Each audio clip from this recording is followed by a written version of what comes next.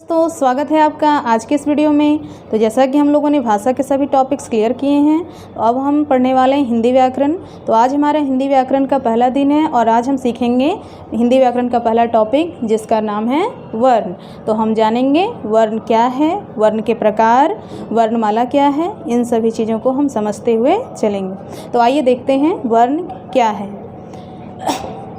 हम सब तो बचपन से ही पढ़ते ही आ रहे हैं, किसी भी वर्ण वह मूल ध्वनि है जिसके खंड या टुकड़े नहीं होते हैं। इसे तो रटने की बात हो गई, अब समझ लेते हैं इसे। हिंदी एक भाषा है और भाषा का सबसे बड़ा रूप होता है वाक्य। वाक्य को हम तोड़ सकते हैं। समझते हैं उस डिफिनेशन को जो बचपन में हमने पढ़ा था कि वर्ण वह मूल ध्वनि है जिसको और छोटा नहीं किया जा सकता है। तो उसे समझते हैं कहाँ तक छोटा। भाषा का सबसे बड़ा जो यूनिट होता है, भाषा का जो सबसे बड़ा रूप होता है वो होता है वाक्य। और वाक्य को हम तोड़ सकते हैं किस में? तो शब्द में। शब्द को तोड़ सकते हैं वर्ण में। तो ये आ गया। अब वर्ण को नहीं तोड़ा जा सकता, इसके खंड अब नहीं होंगे। तो यहाँ पे आके स्टॉप हो जाता है, रुक जाता है। वाक्य को तोड़ सकते हैं शब्द में, शब्द को तोड़ सकते हैं वर्ण को, परंतु वर्ण को और तोड़ नहीं सकते हैं। इसलिए वर्ण जो होता है वो भाषा के सबसे छोटे रूप होते हैं। अब इकाई क्यों? क्योंकि ये वर्ण जो होता है वो हमेशा अकेले अकेले होता है, ये कभी साथ में नहीं होता है। इसलिए अकेले अकेले होता है। तो एक अकेले वाले को हम क्या कहते हैं? इकाई। तो वर्ण किसी भी भाषा की सबसे छोटी इकाई है। फॉर एग्जाम्पल हम देख लेते हैं यहाँ पे, जैसे कि हम एक शब्द लिखते हैं कल। तो कल, अब यहाँ पे दो अक्षर यानी दो वर्ण आपस में मिले हुए हैं, तो ये अभी वर्ण नहीं है। जब इसको हम तोड़ देंगे, अलग कर देंगे, तब ये जाके वर्ण बन जाएगा। देखिए अब ये क्या हो गए? सारे अकेले अकेले हो गए। तो जब अकेले अकेले हो गए, अब इस छोटा भी नहीं हो सकता, इससे छोटा भी नहीं हो सकता, अब सब अकेले अकेले भी है। तो ये छोटा नहीं हो सकता, अकेले हैं तो इकाई के रूप में हैं, और इसीलिए इसको कहते हैं, किसी भाषा की सबसे छोटी इकाई को क्या कहते हैं?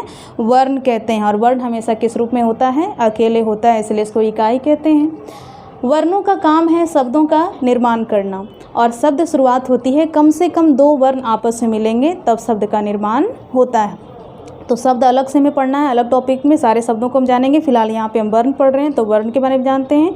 वर्ण का काम है शब्दों का निर्माण करना। हिंदी में जितने भी शब्द बने हैं, बड़ा से बड़ा, छोटा से छोटा, वो सभी शब्द किससे मिलकर बने हैं? तो वर्णों के मिलने से ही बने हैं। तो हम जान गए हैं कि किसी भी भाषा की सबसे छोटी इकाई को हम क्या कहते हैं? वर्ण कहते हैं। क्या कहते हैं? वर्ण। और वर्ण किस रूप में रहता है? हमेशा अकेले अकेले रहता है। वर्णों का काम क्या है? शब्दों का निर्माण करना। तो ये तो बात हो गई वर्ण की। अब हम जान लेते हैं वर्ण दिखते कैसे हैं, इनकी संख्या कितनी होती है। ठीक है, तो चलिए देख लेते हैं। वर्णों को मुख्य रूप से दो श्रेणियों में बांटा गया है। वर्णों को मुख्य रूप से दो श्रेणियों में बांटा गया है। पहला जो है उसे हम कहते हैं स्वर वर्ण, और दूसरे को कहते हैं व्यंजन वर्ण। जान लेते हैं स्वर वर्ण क्या है, किसे कहते हैं।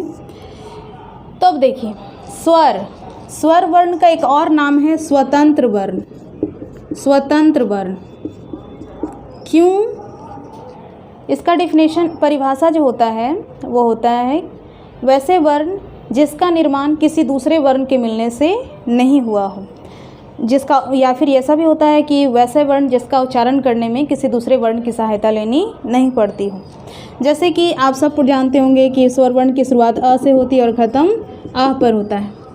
तो ये जो अ है, इसमें मिलावट किसी दूसरे वर्ण के मिलने से बना नहीं है, ये स्वतंत्र है। फिर देखिए आ, तो आ जो बना है वो अ में अ के मिलने से। तो देखिए यहाँ भी सेम दोनों एक ही वर्ण है, इसमें कोई दूसरा जात का आके मिल नहीं गया है ना। कोई दूसरे मतलब कि किसी और दूसरे वर्ण का मिलावट जिस वर्ण में नहीं होता है उसे हम कहते हैं स्वर वर्ण या स्वतंत्र वर्ण। तो स्वर वर्ण वैसे वर्ण को कहा जाता है जिसमें किसी दूसरे वर्ण का मिलावट ना हो। तो वैसे वर्ण जो किसी दूसरे वर्ण के मिलने से नहीं बने हों, वैसे वर्णों को हम क्या कहते हैं?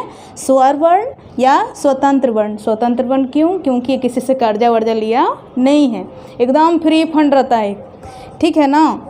तो वैसे देखिए ई, ये भी स्वतंत्र है। अब देखिए दीर्घ ई जो होता है वो भी ई में ई को मिला दो तो क्या बन जाता है, दीर्घ ई। तो देखिए आप, मिलावट नहीं है। तो उसी तरह से हम यहाँ तक चले आते हैं, अ से लेकर के अ तक चले आते हैं। तो वर्णों किस जितने भी स्वर वर्ण हैं उसमें किसी दूसरे वर्ण की मिलावट नहीं होती, इसलिए इसको कहते हैं स्वर वर्ण या स्वतंत्र वर्ण। स्वर वर्णों की संख्या की बात कर लें तो आ से लेकर आह तक स्वर वर्णों को अगर कुल देख लें, कुल संख्या इसकी, तो कुल संख्या होती है इसकी 13, लेकिन मूल रूप से संख्या इसकी होती है, मूल बोल लो या मुख्य बोल लो, तो होती है 11। तो देख लेते हैं स्वर वर्ण आ, ह्रस्व ई, दीर्घ ई, ह्रस्व उ, दीर्घ उ, री, ए, ओ, देखिए ये ओ, अन और अ। यहाँ पे जान लेते हैं इसे। स्वर वर्णों की कुल मुख्य रूप से संख्याएं हैं आ से लेकर के यहाँ ही तक, ओ तक, औ तक, बस यहीं तक रखा गया है इसको। अन आह को स्वर में गिनती नहीं करते हैं, क्योंकि ये ना तो पूरी तरह से स्वर है ना पूरी तरह से व्यंजन है। इसको कहते हैं अयोग्यवाह। इसका एक और नाम है, इसे कहते हैं अयोग्यवाह। अयोग्यवाह वर्ण इसको कहा जाता है। तो स्वर वर्ण में 2 वर्ण ऐसे हैं अन और अ जो स्वर की गिनती में नहीं आते हैं, क्योंकि वो पूरी तरह से ना तो स्वर हैं ना ही व्यंजन है, इसलिए इनको कहा जाता है अयोग्यवाह वर्ण। तो स्वर वर्णों की मुख्य रूप से संख्या आ से लेकर औ तक ही होती है। तो इसलिए आप काउंट कर लीजिए, देखिए यहाँ तक 1 2 3 4 5 6 7 8 9 10 11, यानी कि स्वर वर्ण की मुख्य रूप से संख्या कितनी है, 11। लेकिन अन और अह को मिला दें तो कितनी हो जाएंगी, 13। तो ज़्यादातर प्रश्न आता है कि स्वर वर्ण की संख्या कितनी होती है, तो 11 ही बोलते हैं, क्योंकि अन और अह जो है वो अयोग्यवाह है। स्वर वर्ण में इसको हम रखते हैं परंतु गिनते नहीं हैं। तो ये तो स्वर वर्ण की बात हो गई। स्वर वर्ण की बहुत ही बड़ी विशेषता ये है कि इसका एक ये अमीर वर्ण है, मतलब व्यंजन से बहुत ज़्यादा अमीर होता है, इसलिए क्योंकि इसके पास एक खास गुण है, वो है मात्रा। वो है मात्रा। मात्रा इसकी बहुत बड़ी विशेषता होती है। पूरे वर्णों में, हिंदी भाषा में जितने ही वर्ण हैं, कुल वर्णों की संख्या 52 है, वो आगे चर्चा करेंगे। लेकिन हिंदी भाषा में जितने वर्ण हैं उसमें मात्र स्वर वर्णों की ही मात्रा होती है। तो मात्राओं के बारे में जान लेते हैं। आइए देखते हैं मात्रा के बारे में। यहाँ तक किसी को दिक्कत नहीं होगा, एक बार फिर से रिकॉल कर लेते हैं। स्वर वर्ण क्या है? जिस वर्ण का निर्माण किसी दूसरे वर्ण के मिलने से नहीं होता है उसे हम क्या कहते हैं? स्वर वर्ण। या इसके और भी परिभाषा है, जिस वर्ण का उच्चारण करने में किसी दूसरे वर्ण की सहायता लेनी नहीं पड़ती है उसे भी क्या कहते हैं? स्वर वर्ण। स्वर वर्ण की संख्या कुल पूछ दे अन अह को मिला के तो 13, और अगर मुख्य रूप से पूछे तो 11। अन अह को स्वर वर्णों में क्यों नहीं गिनते? क्योंकि ये अयोग्यवाह है, ये पूरी तरह से स्वर नहीं है और ना ही पूरी तरह से व्यंजन है, इसलिए इसको गिनते नहीं है, परंतु रखा गया है स्वर के अंतर्गत ही। ठीक है, आप देख लेते हैं स्वर वर्ण की मात्रा।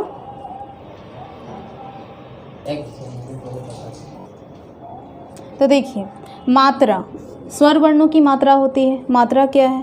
तो स्वर वर्ण हर जगह पे हम स्वर वर्ण को नहीं लिख सकते हैं। मान लिया जाए कि मुझे लिखना है किताब, किताब लिखना है, तो बड़ी सरलता से हम लिख देते हैं इस तरह से।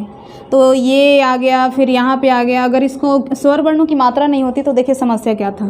किताब लिखना था तो क, ई, त, आ, ब ऐसा होता। कितना दिक्कत था। शब्द देखने में अच्छे नहीं लग रहे हैं, लिखने में बहुत कठिनाइयाँ होती। मतलब हिंदी बहुत जो सरल भाषा है वो बहुत ही कॉम्प्लिकेटेड, मतलब जटिल भाषा बन जाता। तो इसलिए लिखने में आसानी हो, शब्द दिखने में खूबसूरत लगे, इसलिए स्वर वर्ण हर जगह पे खुद ना आकर के अपने एक संकेत को भेजता है, और इसी संकेत को हम क्या कहते हैं? मात्रा कहते हैं। तो जितने भी स्वर वर्ण हैं उन सब की अलग अलग क्या होती है? मात्रा। हर जगह पे वो खुद नहीं आ सकती, इसीलिए वो अपना क्या भेजता है? मात्रा आता है। तो जैसे कि हम परिभाषा क्या बोलेंगे मात्रा का? तो स्वर वर्णों के एक निश्चित संकेत को ही हम क्या कहते हैं? स्वर वर्ण की मात्रा कहते हैं। मात्रा किन वर्णों की होती है? तो सिर्फ और सिर्फ स्वर वर्णों की होती है। कई बार तो ये भी सवाल आ जाता है कि मात्राओं की संख्या कितनी है। तो मात्रा की संख्या चलिए देख लेते हैं। स्वर वर्णों को हम लिखते हैं फिर से एक बार, और उसके बाद उसकी मात्रा को जान लेंगे। तो देखिए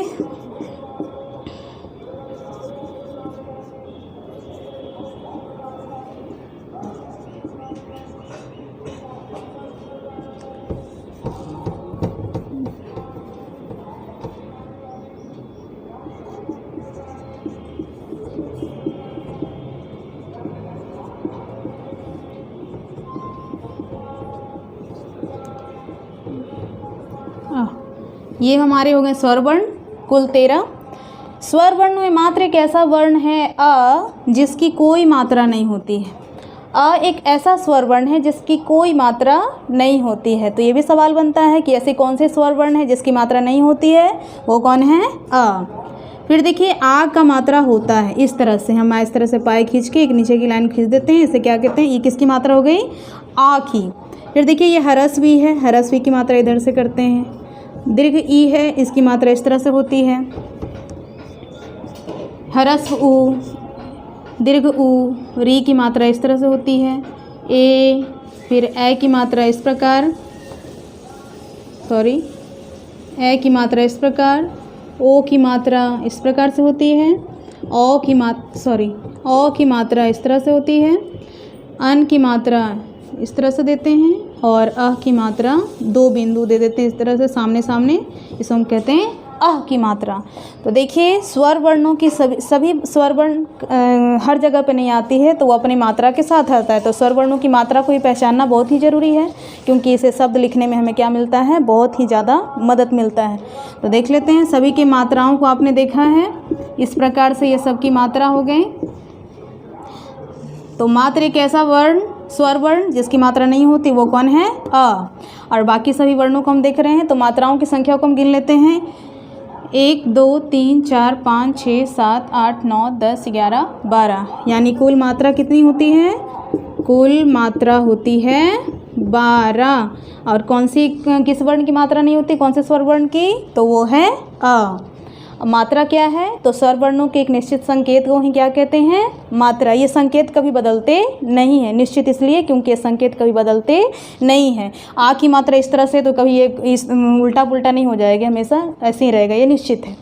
तो स्वर वर्ण की मात्रा को हमने देखा, स्वर वर्ण की संख्या को हमने देखा, स्वर वर्ण क्या है इसे देख लिया। तो अब हम जानते हैं व्यंजन वर्ण क्या है। तो आइए दोस्तों देख लेते हैं हम लोग व्यंजन वर्ण क्या है। व्यंजन का मतलब ही होता है इसका शाब्दिक अर्थ मिलावट। घर में भी खाना बनाते तो बोलते हैं, सुनते हो कौन कौन सा व्यंजन है बना है, मतलब ये मिलावट। व्यंजन का मतलब मिलावट। ये ऐसा वर्ण होता है जिसमें बिना दूसरा वर्ण मिले बनेगा ही नहीं। मतलब वैसे वर्ण जिसका निर्माण स्वर वर्ण के मिलने से हुआ हो, बिना स्वर वर्ण के इस वर्ण व्यंजन वर्ण का निर्माण हो ही नहीं सकता है। तो व्यंजन का अर्थ होता है मिलावट। मिलावट किसका? तो एक रहेगा वर्ण और इसमें आके मिल जाएगा स्वर वर्ण, तो बना देगा ये जो बना नया, इसी को हम क्या कहते हैं? व्यंजन वर्ण। तो जिस वर्ण का निर्माण स्वर वर्ण के मिलने से हुआ हो उसे हम क्या कहते हैं? व्यंजन वर्ण। जिस वर्ण का निर्माण जिस वर्ण का निर्माण स्वर वर्ण के मिलने से हुआ हो उसे हम कहते हैं व्यंजन वर्ण।